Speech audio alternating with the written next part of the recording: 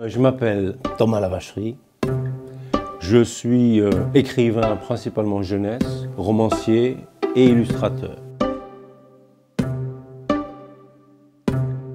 J'ai vraiment l'impression de continuer quelque chose. Alors pourquoi? Parce que dans ma famille, à peu près tout le monde dessinait et écrivait. Du côté maternel, ma maman, je l'ai connue quand j'étais enfant, dessinatrice de presse. Son père était auteur de théâtre, dramaturge, même si ce n'était pas son métier, mais il écrivait des pièces de théâtre qui ont été jouées, etc. Et alors du côté paternel, c'est encore plus éloquent. Mon père, qui était professeur de pédagogie, a écrit un roman à la fin de sa vie, n'a pas cessé de peindre sous mes yeux. Son père, qu'on appelle dans la famille l'homme de Pâques, parce que c'est lui qui est allé à l'île de Pâques pour cette expédition archéologique scientifique sur laquelle j'ai fait un film. Il a écrit aussi un roman d'aventure à la fin de sa vie qui se passe à l'île de Pâques, ça n'étonnera personne. Son père à lui a publié plusieurs bouquins dans les années 1880, c'était un ami de Maeterlinck, etc. Donc voilà, tout ça pour dire que je baignais dans un milieu où on dessinait et où on écrivait. Je suis le premier qui en ait fait son métier. Ça, c'est la différence. Mais donc, je me sens héritier, voilà. Ce qui est une chose, en fait, assez belle, je trouve, et confortable. Tout commence par l'idée. Et cette idée, ce n'est pas quelque chose, en ce qui me concerne, que je peux provoquer. C'est vraiment quelque chose, on pourrait dire que c'est chaque fois un accident heureux, et je ne suis pas le seul à dire ça. Stephen King, dans son très beau livre sur l'écriture, Écriture, mémoire d'un métier, le dit et l'affirme haut et fort. On ne peut qu'attendre le moment où une idée va surgir. Et cette idée, ça peut être une idée au sens habituel du mot, mais ça peut aussi souvent être une image. Pour beaucoup d'écrivains, c'est une image. Une fois qu'on a cette idée, en ce qui me concerne, en tout cas, je ne l'accepte pas tout de suite. C'est-à-dire que je vis un peu avec elle, je la triture, je commence à réfléchir à des personnages, à une intrigue, tout ça le plus souvent sans prendre de notes. Et ça peut prendre une semaine, 2 semaines, 3 semaines. Et ça, c'est vraiment la mise à l'épreuve d'une idée. Si l'idée continue à me plaire après ces 2-3 semaines, alors le projet commence vraiment. Je me mets, non pas tout de suite à écrire, dans un premier temps à rédiger un synopsis, c'est-à-dire un résumé. Et là, ce plan qui est assez court, il faut s'arrêter un moment là-dessus pour dire que les écrivains sont très différents les uns des autres. Tu as des gens qui partent complètement à l'aventure, tout à fait sans plan. Il y a à l'autre extrême des écrivains qui font des plans extrêmement précis. Le plus célèbre peut-être c'est Flaubert qui faisait vraiment des plans rigoureux. Quand il se lançait dans une phase d'écriture, il savait très bien où il allait. Et il y en a des plus récents, Ken Follett, William Boyd, etc. Et puis au milieu du gué, il y a les gens comme moi qui écrivent des petits plans. Et moi je préfère faire ça parce que ça laisse quand même une très très grande place à l'improvisation. C'est-à-dire tu pars avec un filet, on peut dire ça, avec une structure, tu sais comment ça commence, tu sais comment ça finit, il y a les grands jalons du récit qui sont posés, mais il y a énormément à inventer en cours d'écriture. Si j'écris un synopsis, c'est 3 pages à tout casser, et puis à l'arrivée ça va peut-être faire un roman de 400, 500 pages, et donc la part d'improvisation est énorme.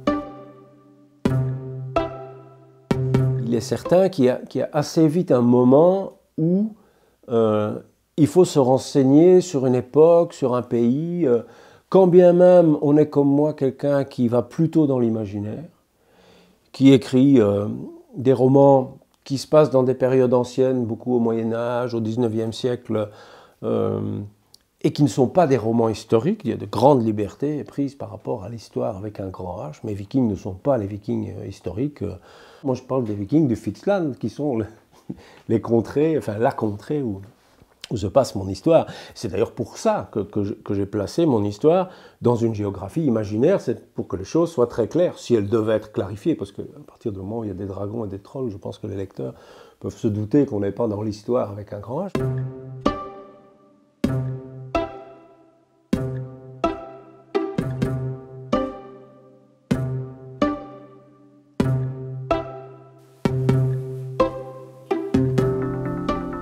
carte, ça c'est vraiment un élément très important. J'en dessine toujours une avant de commencer à écrire. La carte du pays dans lequel l'histoire se situe. Et c'est un moment très agréable, où on rêve déjà à son histoire, où on s'amuse à créer une géographie, des rivières, des montagnes, etc. Alors cette carte, c'est une ébauche et elle va se perfectionner, des éléments vont s'ajouter en cours d'écriture. Une chose très intéressante aussi, c'est que parfois elle peut même susciter des épisodes. Tes personnages arrivent à un endroit, tu avais 3 semaines avant dessiné une rivière, tu te dis ben, il y a une rivière là, ben, ça va te donner une idée de péripéties. Les fiches de personnages, elles sont très intéressantes. J'en fais pas pour tous les personnages hyper secondaires non, mais les personnages importants. Avant de commencer, je fixe les éléments principaux. C'est pas encore grand chose, mais c'est l'âge, le nom évidemment, quelques éléments familiaux, la taille, enfin des choses comme ça. Et voilà, ça c'est la première chose, et c'est déjà, ça participe au fait à la conception de l'histoire déjà. On rêve à ces personnages, on pense à des épisodes, etc. Ensuite, en cours d'écriture, je vais noter des choses pour pouvoir m'en souvenir dans la suite et les réutiliser.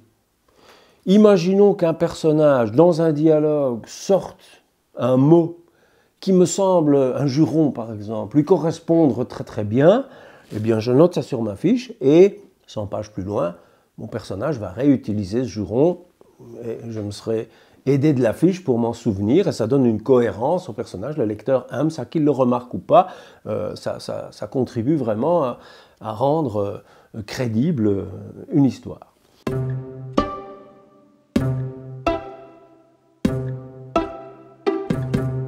Alors, ce qui est très important à dire aussi, c'est que tout ce matériel dont je m'entoure me permet des vérifications rapides. Je suis à mon bureau, je veux savoir comment s'appelle, quel est le prénom de la grand-mère d'un de mes personnages, paf, je prends mon petit classeur avec mes fiches, je regarde rapidement, elle s'appelle comme ça, et je peux l'utiliser tout de suite.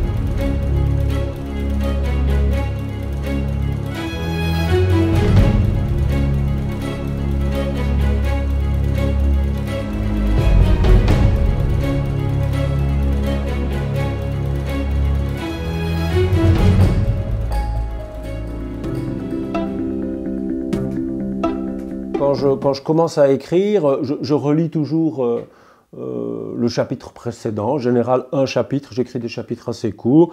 Ça, c'est vraiment pour m'aider à rentrer dans mon histoire. En général, j'ai pris soin, et ça c'est un conseil de Hemingway, de garder des idées pour le lendemain. C'est-à-dire la veille au soir, je fais gaffe de ne pas épuiser toutes mes idées. J'ai encore toujours des choses que je sais que je vais devoir raconter le lendemain. Et donc voilà, quand je commence à écrire, je sais quelle est la scène que je vais devoir décrire. J'essaye d'avoir un style clair. Alors, je ne suis pas insensible à l'esthétique du style. J'essaye de bien écrire. J'essaye que, enfin, je fais tout en tout cas pour que mon lecteur trouve des petites satisfactions esthétiques dans mes textes, mais pas au point que mon style prenne trop de place. Je ne suis pas du genre à enchaîner les métaphores, à chercher les mots de vocabulaire compliqués, etc. Je ne veux pas être de ces écrivains qui ont l'air de te dire « regarde comme j'écris bien ». Non, ce qui compte avant tout quand même, c'est une lecture agréable et fluide. Et Je répète volontiers cette phrase de George Orwell pour lequel j'ai une admiration éperdue. Le bon style est comme une vitre transparente. Et ce qu'il voulait dire par là, c'est que le style ne doit pas être un écran entre le lecteur et l'histoire. Au fond, c'est ce que nous cherchons, c'est de permettre au lecteur cette immersion dans l'histoire que nous sommes en train de raconter. Et si le style est trop voyant, eh bien, il fait écran entre nous et l'histoire, entre nous et les personnages. Moi-même, comme lecteur, souvent quand je décroche ou quand je dois m'accrocher, je suis en train de lire une description. Donc c'est quelque chose qui m'a toujours passionné et j'ai essayé de trouver des solutions. Et comme toujours, je vais voir un peu chez les auteurs que j'aime bien et qui font des descriptions qui me plaisent, comment ils font. Alors, qu'est-ce que j'ai pu remarquer? D'abord qu'il y a moyen de décrire très bien, c'est-à-dire en fait d'éveiller des images chez le lecteur en décrivant très peu. Il y a des auteurs qui sont extraordinaires pour ça. Stevenson, avec 3-4 adjectifs, presque rien, il arrive à susciter des images alors que tu as des types qui te font 3 km de description et c'est tellement d'informations pour le cerveau qu'en fait tu ne vois rien. Alors que Stevenson, avec 3 phrases, pouf, il te fait surgir quelque chose. C'est quand même étonnant. Il y a aussi, et ça c'est une leçon que j'ai prise chez un de mes écrivains tout préféré, c'est Stendhal, le fait de décrire en mouvement. C'est-à-dire ne pas s'arrêter pour décrire. Si tu penses à des auteurs du 19e, Jules Verne, Balzac, etc., souvent, quand ils décrivent un personnage important, ils vont le faire poser. C'est vraiment comme si il photographiait, tu vois. Alors que Stendhal, c'est toujours caméra au point. C'est dans l'action. Il donne des éléments sur le physique, sur le moral, sur la psychologie, et tout ça en mouvement. C'est génial.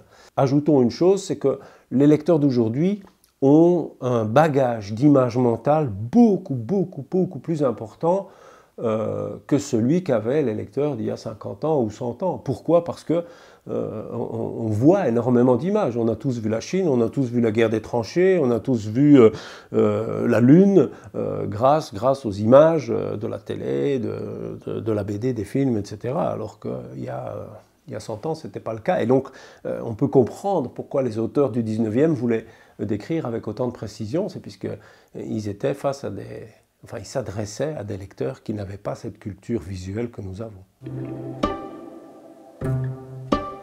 Le dialogue, c'est vraiment, je dirais presque, un art en soi à l'intérieur de l'art d'écrire, des romans. Et c'est quelque chose qui moi, m'a toujours passionné, mais qui n'est pas simple, parce qu'il faut d'abord donner à chaque personnage, si possible, sa voix. On ne parle pas tous de la même façon. Autre chose qui est, quand on y réfléchit, assez dingue, c'est que le dialogue, c'est une création.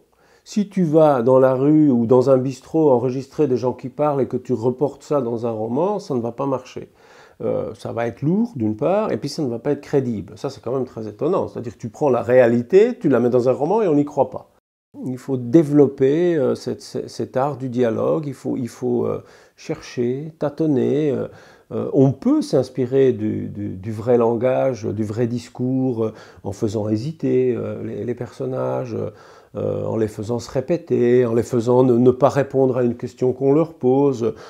Tout ça est très important et c'est ça qui donne de la vie au dialogue, mais en même temps, ça n'est pas la réalité, c'est une création. Et donc c'est vraiment un travail passionnant, un peu chirurgical, je dirais, qui consiste à vraiment travailler les paroles de chaque personnage pour que ce soit crédible. Là, je suis en train d'écrire, ou plutôt j'ai fini d'écrire un scénario de bande dessinée, pur bonheur, quoi. Parce que là, c'est vraiment, ce n'est que du dialogue pratiquement, et j'adore ça. Moi, je préfère aller jusqu'au bout d'un texte, d'une première version en tout cas, et ce n'est qu'après que je vais faire lire autour de moi. D'abord à mes proches, ma femme, mes fils, quelques amis qui sont de très bons lecteurs, Et évidemment, ces retours sont très importants parce que là, je reçois des critiques qui m'amènent à corriger mon texte.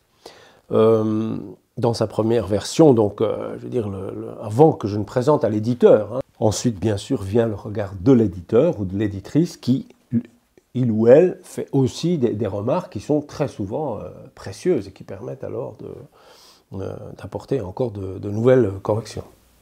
Le recul est aussi essentiel. Quand tu viens de terminer un texte, que tu as un nez dessus, c'est la même chose pour un dessin d'ailleurs, tu n'es pas capable de voir l'essentiel des problèmes, des défauts.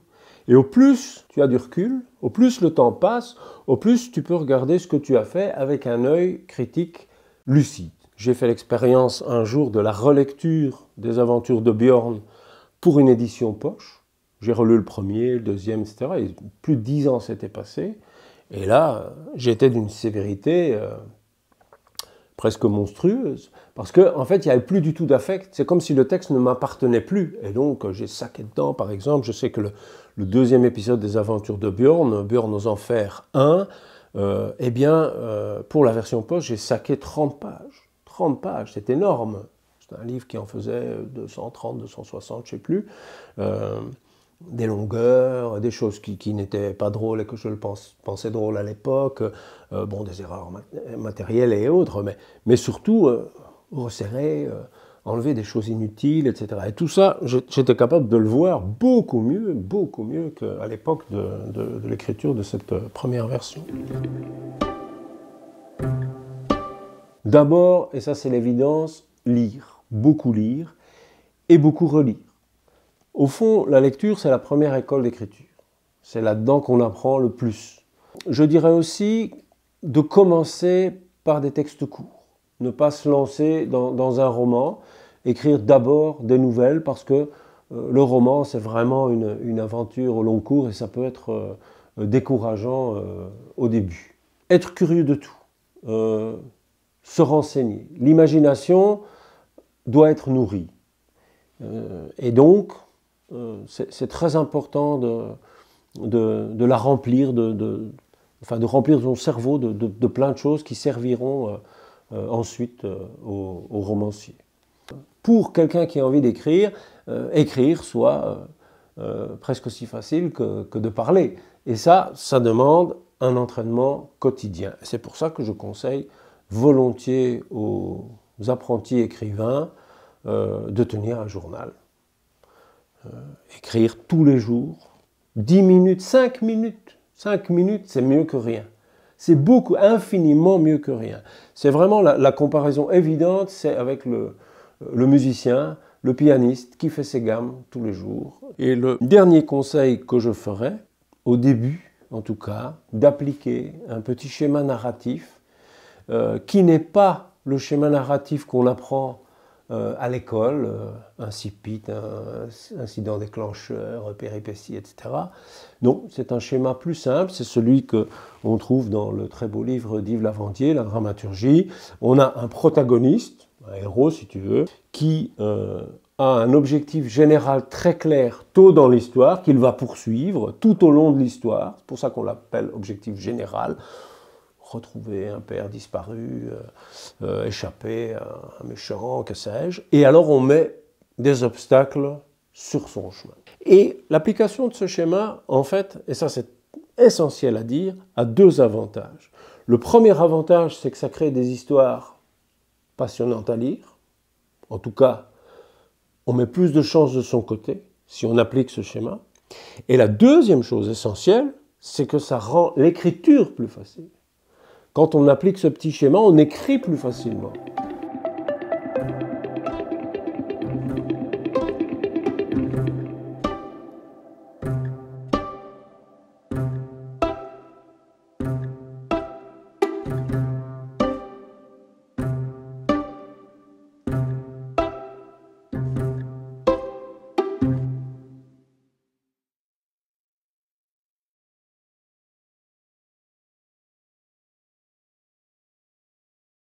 Une initiative de la Fédération Wallonie-Bruxelles.